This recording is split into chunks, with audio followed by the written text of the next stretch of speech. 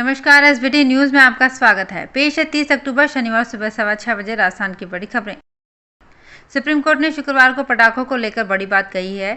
Court ने कहा कि सभी पटाखों पर बैन नहीं है, सिर्फ उन पटाखों पर प्रतिबंध है जिनमें बेरियम सॉल्ट जैसे हानिकारक केमिकल का उपयोग किया गया है। कोर्ट ने कहा कि कोई भी अथॉरिटी नियमों के उल्लंघन की इजाजत नहीं दे सकती। किसी भी सेलिब्रेशन के दौरान प्रतिबंधित पटाखे नहीं फोड़े जा सकते। राजस्थान सरकार ने 300 वर्ग मीटर तक की एग्रीकल्चर लैंड पर बसे लोगों को फ्री होल्ड पट्टा देने के लिए प्रीमियम दरों में कमी की है। ऐसी रहवासी जमीन पर केवल premium amount, one time lease rent और 500 रुपये मैप अप्रूवल चार्ज लेकर फ्री होल्ड पट्टा दिया जाएगा। कृषि भूमि पर बसे लोगों को पट्टा देने के कवायद से फ्री होल्ड पट्टा लेने में आसानी रहेगी और शहरी लीज राशि में कमी आएगी।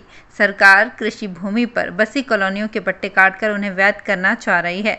मुख्यमंत्री अशोक गहलोत ने एग्रीकल्चर लैंड के नॉन एग्रीकल्चर इस्तेमाल के लिए प्रीमियम रेट में 75% तक की छूट देने का फैसला लिया है। इसी अनुपात में शहरी लीज राशि में भी कमी आएगी। खेती की जमीन पर बसे लोगों को राहत मिलेगी और उनके लिए फ्री होल्ड पट्टा लेना आसान होगा। राजस्थान में हुई अब तक की सबसे बड़ी परीक्षा रीट के रिजल्ट के लिए अब लाखों अभ्यर्थियों को ज़्यादा इंतजार नहीं करना पड़ेगा। 26 सितंबर को हुई परीक्षा का रिजल्ट नवंबर के आखिरी या दिसंबर के पहले सप्ताह में जारी हो सकता है। राज्य के शिक्षा मंत्री गोविंद सिंह डोटासरा ने मीडिया से कहा, कोर्ट अगर कहेगा कि बीएड वालों को रीट लेवल 1 में लिया जा सकता है तो हम लेंगे और वो मना करेगा तो हम नहीं लेंगे। करीब 14 महीने बाद अजमेर के महर्षि दयानंद सरस्वती विश्वविद्यालय को स्थायी कुलपति मिल गए हैं। राज्यपाल ने लखनऊ विश्वविद्यालय के आचार्य शिक्षा शास्त्र प्रोफेसर अनिल कुमार शुक्ला को कुलपति नियुक्त किया है। इन 14 माह में 2 बार कार्यवाहक के भरोसे कुलपति का पद रहा। राजस्थान सरकार ने राजस्थान में पटाखे बेचने और चलाने की अनुमति तो दे दी है, लेकिन केवल ग्रीन पटाखे ही चलाने होंगे। यदि पटाखा चलाने के दौरान ध्वनि प्रदूषण या वायु प्रदूषण फैला तो खैर नहीं। राजस्थान राज्य प्रदूषण नियंत्रण बोर्ड ने सभी जिला कलेक्टर्स को पटाखों से उत्पन्न ध्वनि प्रदूषण करने वाले पटाखों को प्रतिबंधित करने के संबंध में आवश्यक कार्यवाही करने के निर्देश दिए हैं। प्रतियोगी परीक्षाओं में आए दिन नेटबंदी के आदेश जारी करने के संभागीय आयुक्त के अधिकारों पर राजस्थान हाईकोर्ट ने सरकार से जवाब मांगा है।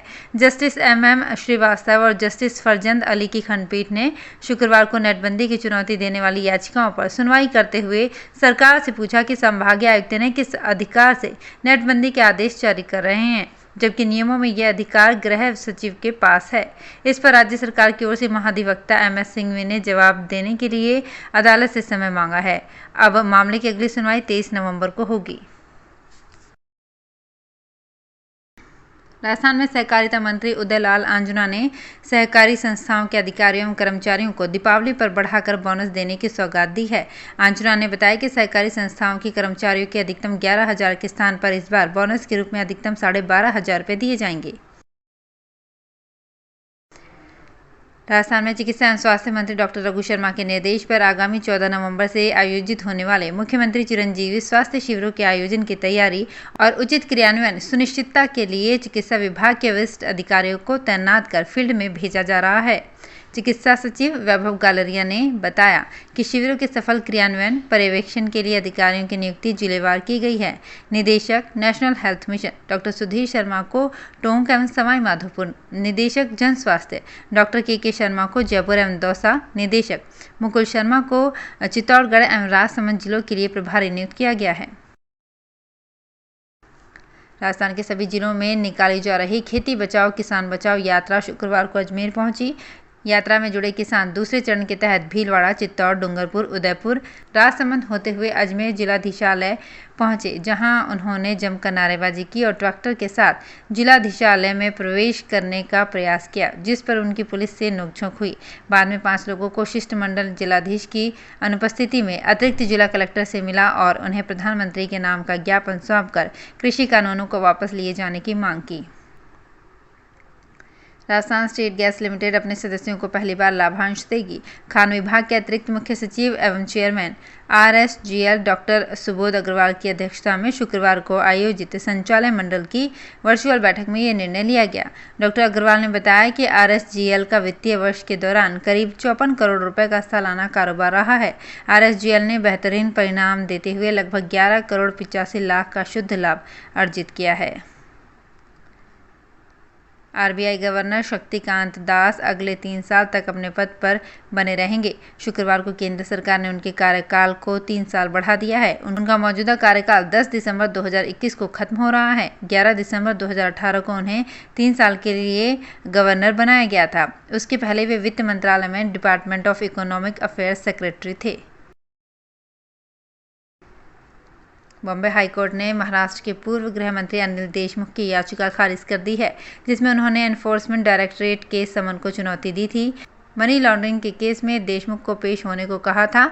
अनिल देशमुख पर 100 करोड़ रुपए के वसूली का आरोप है। भीलवाड़ा जिले के गंगापुर क्षेत्र में संचालित हो रही एयू स्मॉल फाइनेंस बैंक के कर्मचारियों ने खाताधारक द्वारा जमा करवाए जा रहे रुपए में 79,000 रुपए के जाली नोट पकड़े हैं। बैंक प्रबंधन द्वारा इस संबंध में सूचना भीलवाड़ा की हेड ऑफिस को दी गई, जिसके बाद हेड ऑफिस द्वारा कोतवाली थाने में जाली नोट का मामला दर्ज करवाया गया है। साथ ही बैंक द्वारा आरबीआई को भी इन जाली नोट की सूचना दी गई है। पुलिस ने बैंक में जमा करवाए गए जाली नोट बरामद किए हैं। अलवर एसीबी की टीम ने शुक्रवार को किशनगढ़ बास थाने में हेड कांस्टेबल सुभाष चंद्र को 40,000 रुपये की रिश्वत लेते हुए गिरफ्तार किया है।